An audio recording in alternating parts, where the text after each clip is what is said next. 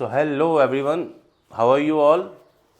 Students, I hope आप सबने जो पुरानी वीडियोस हैं हमारी देखी होंगी। और आज का जो हमारा वीडियो रहेगा वो स्पेशली 9th क्लास के बच्चों के लिए था, कि 9th क्लास के बच्चों का कुछ क्वेरीज आ रहा था कि सर मोशन चैप्टर के बारे में हमें काफ़ी सारी प्रॉब्लम्स आ रही हैं, तो आप उसके बारे में थोड़ा डिस्कस करिए। तो बेटा आज का जो हमारा चैप्टर रहेगा वो फिज़िक्स पोर्शन से रहेगा, physics class 9th motion. Okay, सो मोशन की अगर हम बात करें तो मोशन का एक सीधा सीधा मतलब क्या है? मूवमेंट। कोई भी ऑब्जेक्ट, कोई भी बॉडी अपनी पोजीशन को बार बार जब चेंज करेगी एक जगह से दूसरी जगह पे, तो उस ऑब्जेक्ट को हम मोशन में बोल सकते हैं। तो उसी मूवमेंट को हम सीधा सीधा मोशन में कहते हैं। In terms of physics you can say that a body is said to be in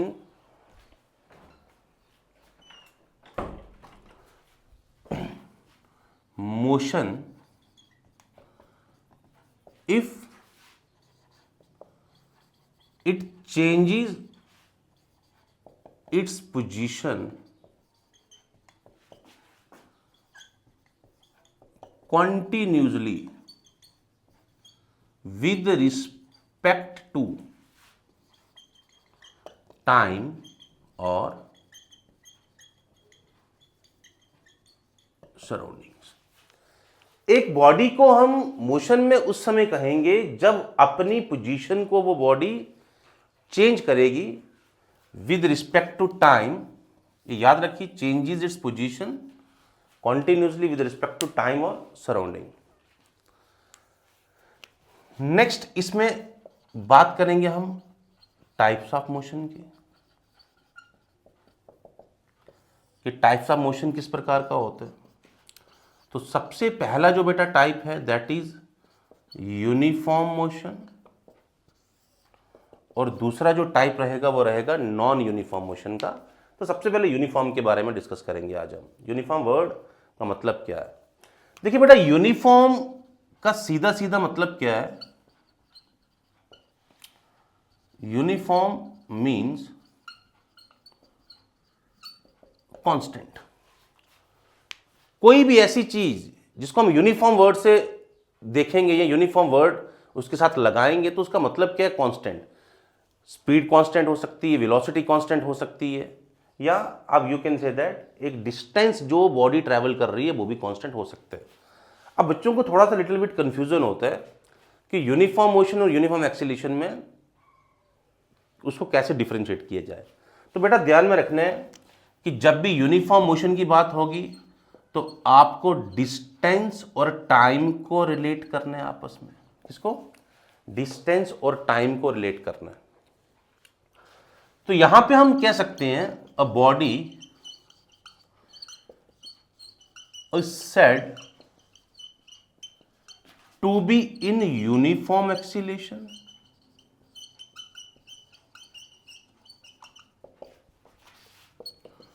if it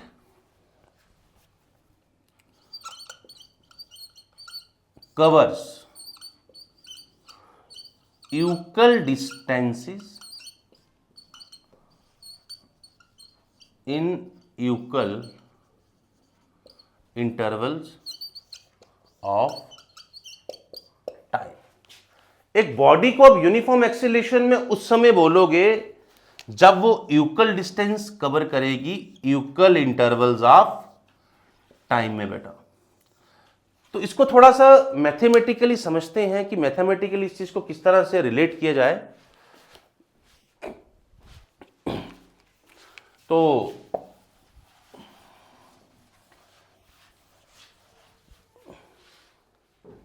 मान लेते हो आपके पास ये एक पाथ दिया गया, that is your path and that is your initial point A। अब आपने यहां से चलना शुरू किया,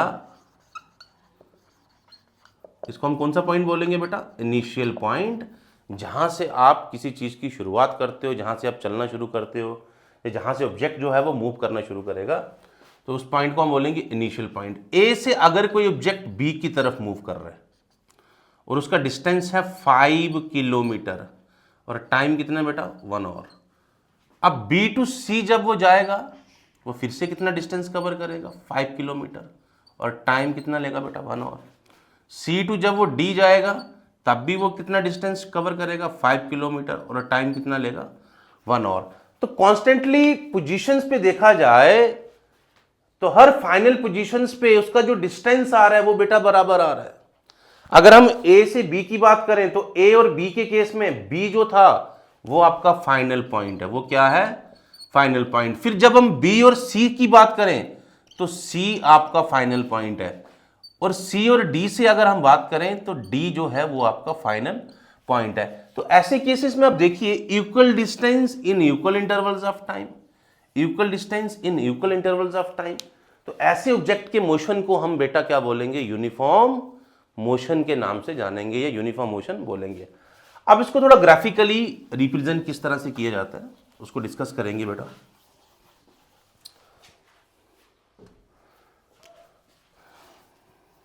ग्राफिकली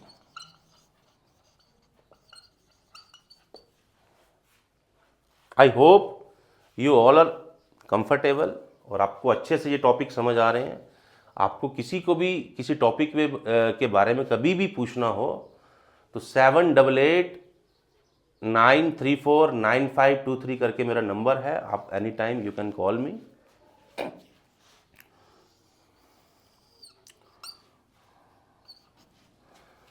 ग्राफिकली एक्स एक्सिस और वाई एक्सिस, एक्स एक्सिस पे हम टाइम को सेकेंड्स में रखेंगे बेटा और वाई एक्सिस पे हम डिस्टेंस रखेंगे जिसको हम मीटर में रखेंगे। तो ये ध्यान में एक रखने वाली बात है कि अगर डिस्टेंस मीटर में है तो टाइम सेकेंड्स में होगा, अगर डिस्टेंस किलोमीटर में होगा तो टाइम आपको और में लेना है। तो इसको कन्वर्ट किस तरह से किया जाता है ये हम नेक्स्ट टॉपिक्स में भी डिस्कस करेंगे। अब देखो बॉडी क्या थी यूनिफॉर्म थी, equal distance in equal intervals of time. तो आई होप आपको समझ आ रहा होगा कि ये ग्राफ कुछ इस तरह से बनेगा। इसी ग्राफ को हम बोलते हैं स्ट्रेट लाइन ग्राफ और हम ये कह सकते हैं the path of the object is uniform and becomes look like a straight.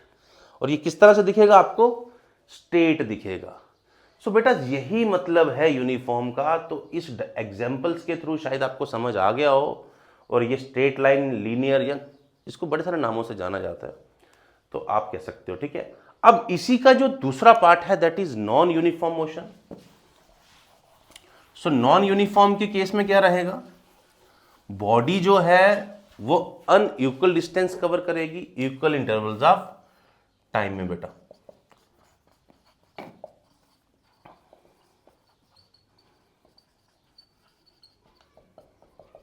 Non uniform motion, तो नॉन यूनिफॉर्म मोशन को भी हम किस तरह से लिखेंगे, लिखेंगे a body is said to be in non uniform motion if it covers unequal distances in equal intervals of time। जो बॉडी है बेटा वो अनइक्वल डिस्टेंस कवर करेगी इक्वल इंटरवल्स ऑफ टाइम में। अब लास्ट केस में आपने पढ़ा कि इक्वल डिस्टेंस कवर कर रही है, इस केस में आपने पढ़ा अनइक्वल डिस्टेंस कवर कर रही है। मींस दैट कि अगर हम इस नॉन यूनिफॉर्म मोशन को ग्राफिकली रिप्रेजेंट करें बेटा तो that is your x axis, that is your y axis और यहां पे हम क्या लेंगे, मैंने अभी भी क्या बताया डिस्टेंस। डिस्टेंस किस में लोगे आप, मीटर में, और यहां पे आप क्या लोगे बेटा टाइम, और टाइम किस में लोगे आप सेकेंड्स में। और ये ग्राफ कुछ इस तरह से बन सकता है, क्योंकि ये ग्राफ स्ट्रेट नहीं होगा, क्योंकि बॉडी जो होगी वो अनइक्वल डिस्टेंस कवर करेगी इक्वल इंटरवल्स ऑफ टाइम में। इसको थोड़ा सा फिर से उसी तरह से रिप्रेजेंट करते हैं, जैसे मान लेते हो A point, that is your B point, that is your C point and that is your D point. Initial point A है, फर्स्ट ए टू बी अगर बॉडी 4 किलोमीटर का डिस्टेंस कवर कर रही है 1 आवर में, तो क्या पता वो नेक्स्ट 3 किलोमीटर का डिस्टेंस कवर करे। सी टू डी क्या पता वो 6 किलोमीटर का डिस्टेंस कवर करे। लेकिन ऐसे सब केसेस में जो टाइम है वो सेम रहेगा, 1 आवर 1 आवर 1 आवर, लेकिन जो डिस्टेंस है उसमें चेंजेस आ रहा है। तो ऐसे केसेस में नॉन यूनिफॉर्म मोशन को ही हम इंप्लीमेंट करते हैं। तो हमारी डेली लाइफ में हम जितने भी मोशन, जितने भी मूवमेंट हम करते हैं, वो सबके सब मैक्सिमम नॉन यूनिफॉर्म ही होते हैं हमारी डेली लाइफ में। ओके, सो आई होप ये आपको समझ आ गया हो, uniform non uniform motion. Next, आज हम थोड़ा मैथमेटिकली फार्मूलेस के बारे में भी बात करेंगे, और एक मैं जर्नल स्टेटमेंट आज आपको पढ़ाऊंगा।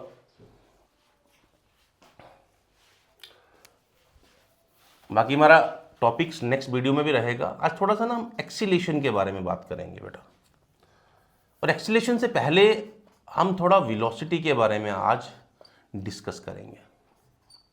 वेलोसिटी के, देखिए वेलोसिटी क्या होता है,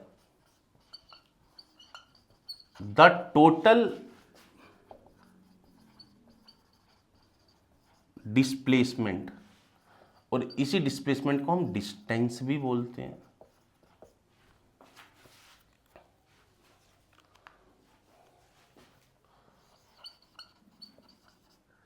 ट्रेवल्ड पर यूनिट टाइम। बड़ा सिंपल डेफिनेशन लिख रहा हूं मैं, कोई ज्यादा कॉम्प्लिकेटेड नहीं है।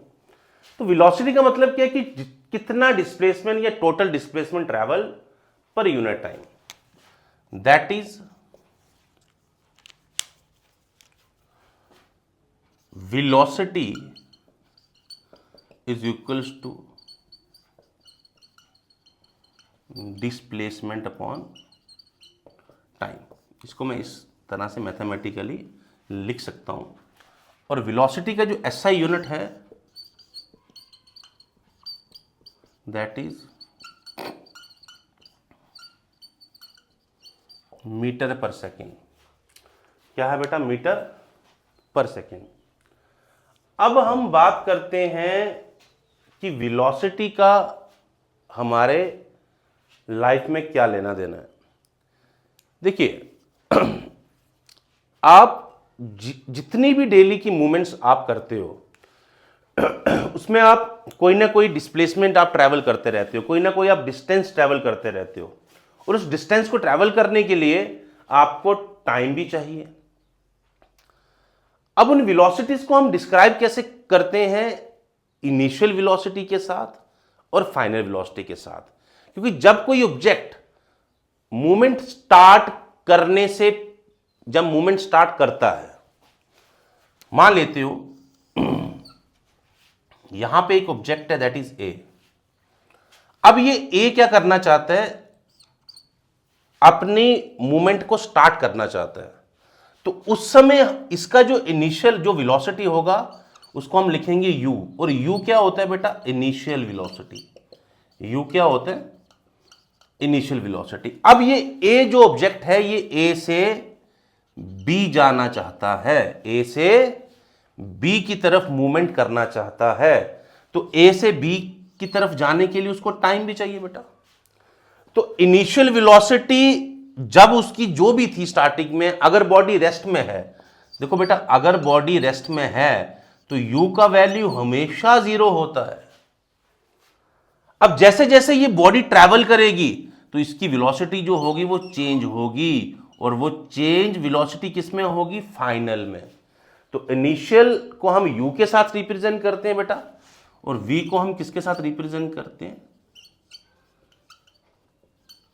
फाइनल वेलोसिटी के साथ। तो जैसे जैसे ऑब्जेक्ट u से b की तरफ जाएगा वो टाइम भी लेगा। और कितनी वेलोसिटी चेंज हुई? इस पूरे थ्रू आउट मोशन में कितना वेलोसिटी चेंज हुआ, उसी rate of change of velocity को हम एक्सीलेशन भी बोलेंगे। क्या बोलेंगे? एक्सीलेशन। तो जो हमारा टॉपिक था वो था एक्चुअल में एक्सीलेशन के बारे में। तो शायद आपको ये समझ आ गया होगा कि इनिशियल वेलोसिटी वो वेलोसिटी या वो स्पीड है जो स्टार्टिंग में हमारे पास अवेलेबल होती है। उसके बाद जैसे जैसे बॉडी मूवमेंट करना शुरू करेगी उसकी जो वेलोसिटी है वो चेंज होती रहेगी विद रिस्पेक्ट टू टाइम, और वो फाइनल वेलोसिटी में कन्वर्ट हो जाएगी। ठीक है, मतलब यू किस में चेंज हो जाएगा? वी में। तो सेकंड टर्म जो इसमें हम पढ़ेंगे दैट इज एक्सीलरेशन। एक्सीलरेशन को डिनोट किया जाता है ए के साथ बेटा, और इसी चीज को हम एक्सीलरेशन भी बोलेंगे। मतलब it is defined as the rate of change of velocity. Mathematically लिखेंगे acceleration is equals to change of या change in velocity upon time taken, और चेंज को हम इस डेल के साथ भी डिनोट करते हैं, डेल वी बाय टी। ठीक है, अब देखिए जब भी चेंज की बात आती है सर, तो चेंज में आप एक फार्मूला इंप्लीमेंट करते हो फाइनल माइनस इनिशियल। तो a is equals to change in velocity बेटा किसके बराबर होगा? Final velocity minus initial velocity upon time taken. अब a is equals to final velocity क्या है बेटा? v माइनस इनिशियल वेलोसिटी क्या है? u upon t। तो a का जो रिलेशन है बेटा वो क्या निकल के आया? v minus u by t. इसी तरह से एक्सीलरेशन का जो SI यूनिट है, SI यूनिट ऑफ एक्सीलरेशन बेटा वो क्या होता है? मीटर पर सेकंड का स्क्वायर। याद रखिए, मीटर पर सेकंड का स्क्वायर। इसको बड़े सारे तरीकों से रिप्रेजेंट किया जाता है। मीटर सेकंड इनवर्स 2 भी लिखा जाता है। तो अलग अलग वे से लिखने का तरीका। अब देखिए ए का जो रिलेशन है एक्सीलरेशन किसके बराबर आ रहा है? v minus u by t. अब इसी को थोड़ा सा और सिंप्लीफाई करेंगे, तो सिंप्लीफाई करने के बाद आपके पास एक रिलेशन, एक डेरिवेशन निकल के आएगी। अब देखिए टी को जब हम क्रॉस मल्टीप्लाई करेंगे ए के साथ तो क्या बनेगा? A t is equals to v minus u. अब ना कंफ्यूजन नहीं होना, कई बार बच्चे ट्रांसपोजिंग में भी गलती कर देते हैं। देखो बेटा ये माइनस का यू है, ये माइनस का यू है। जब ये माइनस का यू आपका लेफ्ट साइड जाएगा तो किसका यू बन जाएगा? प्लस का। तो u plus a t is equal to v. तो इसी को मैं ऐसे भी लिख सकता हूं, v is equal to u plus a t. अब ये जो रिलेशन निकल के आया इसी को हम क्या बोलेंगे बेटा? First equation of motion. इसको हम क्या बोलेंगे? First equation of motion. ठीक है, और यही फर्स्ट इक्वेशन ऑफ मोशन इस मोशन चैप्टर के न्यूमेरिकल्स में हर केस में आपको लगभग देखने को मिलेगा और इसका इंप्लीमेंट करेंगे। इसी तरह से दो और इक्वेशंस ऑफ मोशंस भी हैं, हम उसके बारे में थोड़ा सा मैं आपको बता देता हूं इस वीडियो में, और नेक्स्ट वीडियो में हम उसको सॉल्व आउट करेंगे मैथमेटिकली और ग्राफिकली भी उसको सॉल्व आउट करेंगे हम। ठीक है, सेकेंड इक्वेशन ऑफ मोशन जो है that is u s is equal to u t plus 1/2 a t square. This equation is called as the second equation of motion, and third one is v square minus u square is equals to twice of a s. Okay, so इसको हम बोलेंगे second equation of motion और इसको हम बोलेंगे third equation of motion. तो ये बड़े कॉमन से रिलेशन जो आपके बोर्ड के ऊपर इस समय दिखाई दे रहे हैं, a is equal to v minus u by t, a t is equal to v minus u, u plus a t is equal to v, और यहां से फर्स्ट इक्वेशन ऑफ मोशन निकल गया, ये आपका सेकेंड इक्वेशन ऑफ मोशन है, ये आपका थर्ड इक्वेशन ऑफ मोशन है। और जितना भी आप न्यूमेरिकल सॉल्व आउट करोगे मोशन चैप्टर में, वो सब के अंदर इन्हीं टॉपिक्स को हम बार बार रिलेट करेंगे और इन्हीं न्यूमेरिकल्स को हम या इन्हीं इक्वेशंस ऑफ मोशंस को हम वहां पे यूटिलाइज करेंगे, वहाँ पे इम्प्लीमेंट करेंगे और आपके जो न्यूमेरिकल्स हैं वो बड़ी आसानी से निकल जाएंगे। आई होप ये वीडियो आपको अच्छे से समझ आया हो और नेक्स्ट वीडियोस में हम यूनिफॉर्म एक्सीलेशन और नॉन यूनिफॉर्म एक्सीलेशंस के बारे में भी डिस्कस करेंगे। और please subscribe the channel for more videos.